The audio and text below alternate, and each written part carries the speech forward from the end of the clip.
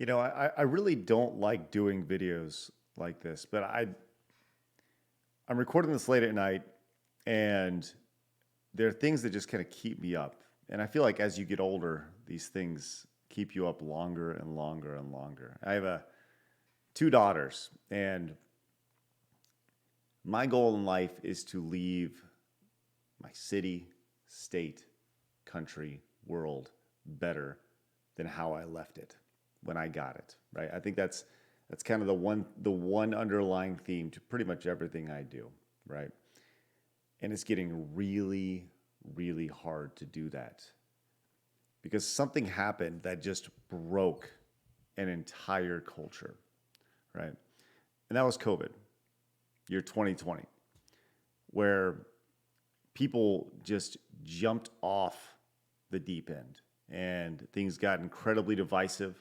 And it was you're either with us or against us. You know me, I'm not a political person. I've never been a political person. I have other family members that are into politics, but that's them. I'm me, right? My stance has always been and will always be I don't care how you think as long as you don't push it on me. It's pretty simple, right? I don't care how you look. That doesn't mean I can't criticize it, just like you can't criticize me. I think it's a very simple philosophy. It's how I live. It's how I'll always live. But COVID just broke people to the point to where they, to this point, like 2.5 years later, they're scared to go on an airplane. They're scared to go down the street. They're scared to catch COVID, and with the possibility of dying, howbeit that infinitely tiny opportunity to potentially die from COVID. I would say opportunity to potentially die from COVID, and people are absolutely petrified by fear. I don't get it. Now look, I live in Texas. Texas has been pretty wide open for the better part of the last 2 years, right? We've flourished, and Texas has been great. But you see other states, other countries that have just locked down their citizens, and the thing that has not been talked about this entire time, that needs to be talked about this entire time, outside of the economical effects, is the mental effects, the absolute strain that it has caused literally 100% of the population, right? This is not something that you could potentially die at a 98%, whatever percentage it is, right? If you have a 0.2% chance of death, whatever.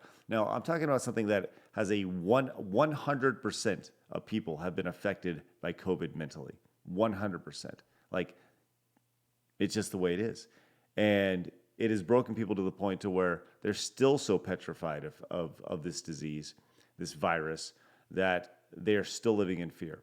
And I legitimately feel sorry for them. And it's amazing to watch people tremble in fear over something that, I get it. There's been a lasting effect. The last 2 years have been tough. There have been a lot of people who have died from COVID. I get it, right?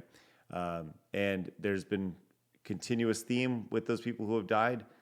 They've been overweight or they've been really old, right? And I have family members who are overweight and they're really old. And you know what? We did our best to protect them as best we possibly can. And everybody else lived their life. And you know what? Everybody still made it. Now I realize not everybody's been that lucky, right? And fear can do amazing things to people. And I think that's what we've seen in the last 2 years. People still living with that fear. Hey, if you're high risk, you're high risk. I get it, right? I am not. I got to be honest. You protect yourself. Do it for yourself, right? I'm doing it for my family. You do it for you. Okay, you do you. Like I said, you just don't tell me how I should live. I don't understand how right now we have this open discrimination in hiring practices, in this name of equity, right? Equity seems to be this term that is replacing equality. I don't understand how you can say, I'm looking for a barista as long as you're not white or a male. I don't understand how at any point that can be seen as acceptable. I don't understand that. I don't understand how people can say, like, I'm looking for a car salesman, but not if you're black or a woman. It's insane. It's absolutely insane. The idea that we're even having these discussions in the year 2022, that we could potentially think about the idea that just because you look a certain way, you can't be hired. At no point is that acceptable. People go back to, I hear all the time, ScrewAttack was so great. ScrewAttack had somebody that represented me, right? I hear that about I can relate to somebody in the cast, right? And whatever iteration of ScrewAttack you watch, right? We had somebody that could relate to a number of different people, right? And that was never even a thought when hiring the team, any version of the team. Every single person that was hired was thought of as the best person for the job.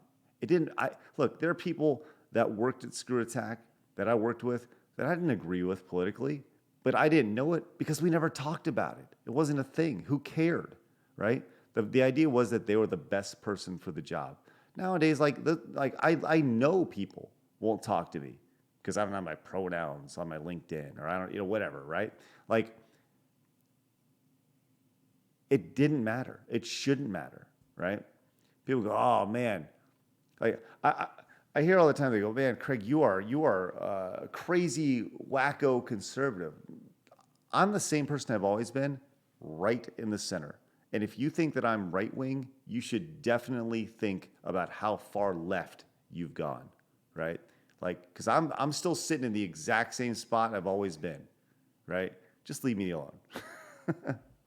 I don't understand how we have kids going to school identifying as cats and people thinking this is okay, right? There are these stories of these kids who go to school and they say, well, I'm a cat, right?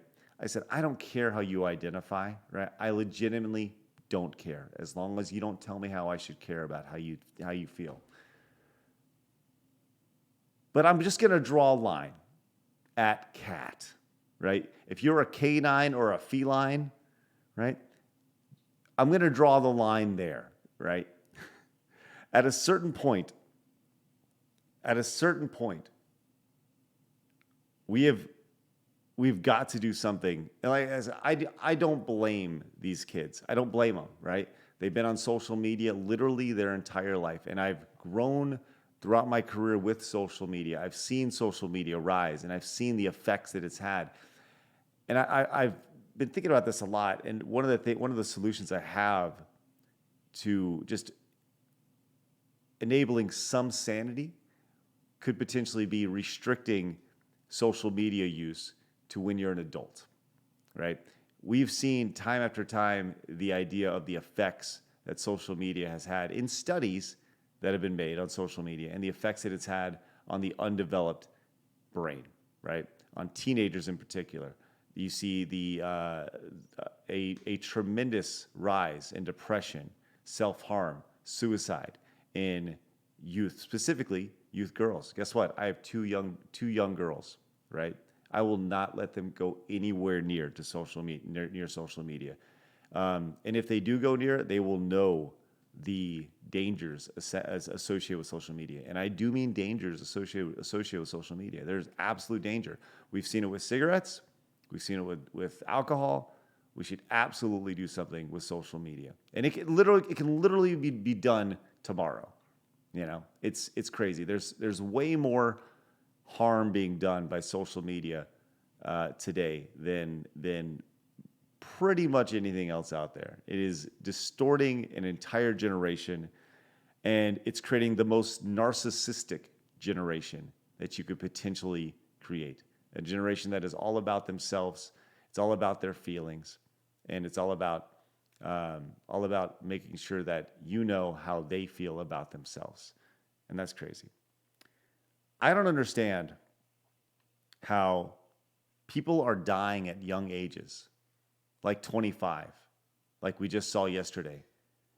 and people are just shrugging it off like that's normal, right? For those of you who don't know, there's a former NBA player who played 3 years in the NBA, former Mr. Basketball from his state, an all-conference performer in college, played 3 years in the NBA. Now, he wasn't like an all-star or anything like that. It wasn't, he was a player. He played for 3 years and then he was out, right? He had depression issues, had some weight issues, right? And he died, right? Now, the coroner listed it as natural causes. I don't understand how somebody who was in the top 0.00% of athletes in the world could just drop dead and die within a couple of years of them stopping playing basketball.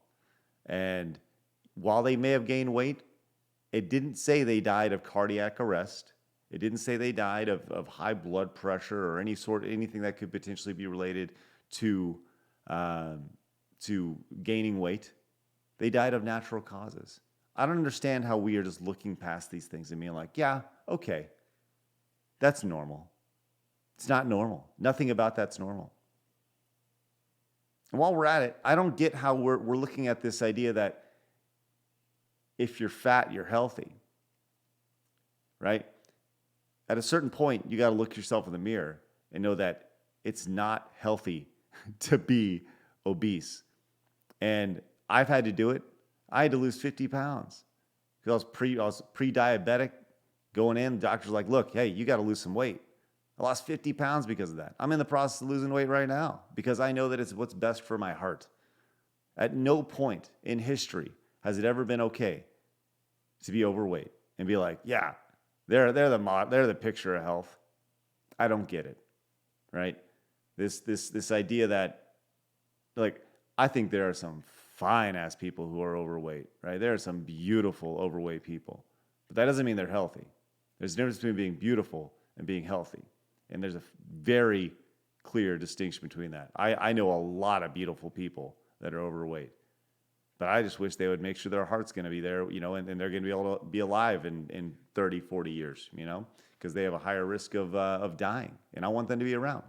And me saying that is not like people will be like, oh man, you're fat shaming. I'm not fat shaming. I'm concerned. I want you to be healthy. I love you, right? I want you to be alive, right? That's the best thing you could potentially do is be concerned for somebody, right? Just because, I have a friend who had to go in and he had an artery blocked 95%. He had to go get a stent in his heart because he was in danger of having a heart attack. Had that procedure done. And he's got to change his eating habits. Well, no more Buffalo Wild Wings for him, right? You know what? Things have to be done. It's crazy. I don't understand how we have an entire month dedicated to LGBTQ issues and celebration of that, and we have one day of celebrating our country on July 4th.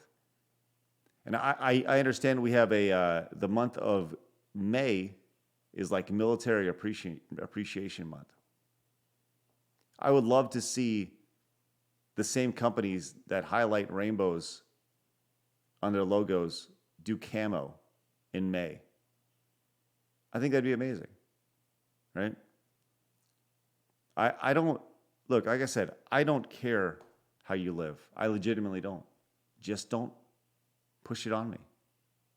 That's it. I legitimately don't care. I love you. I do.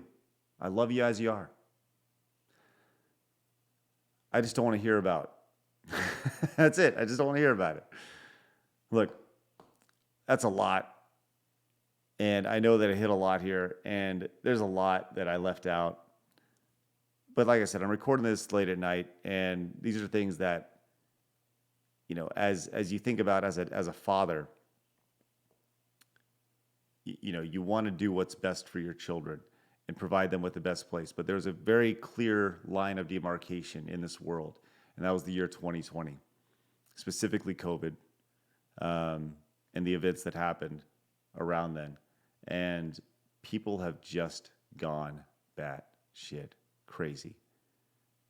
And it's okay to talk about. So there you go. We got to bring back some sanity, folks. We got to. It's time for the adults to stand up and be like, hey, you're not a cat. Hey, you're probably not going to die. Hey, this discrimination, it's not all right. Hey, people dying in their 20s, just dropping dead, it's not normal. There's a lot here. A lot here. A lot going on. And by the way, I don't think anything that I've said right here is political at all. It's just common sense. Like, literally, it's just common sense. I would love to hear your thoughts down below in the comments. Let's bring some common sense back. Sorry, this video is a downer. If you want to unsubscribe, that's fine. That's fine. But I'll say this. Before you go, I appreciate how you live, and I always love differing opinions. I always love to hear how people think. So I would love to hear how you think. And, if you want to subscribe, awesome. But either way, I appreciate you guys tuning in. Appreciate you guys being here, allowing me to vent a little bit and rant a little bit, and just talk through some thoughts. Guys, remember, people are going to try to keep you down. Don't let them. You guys got a goal, go get it. See you guys later. Bye-bye.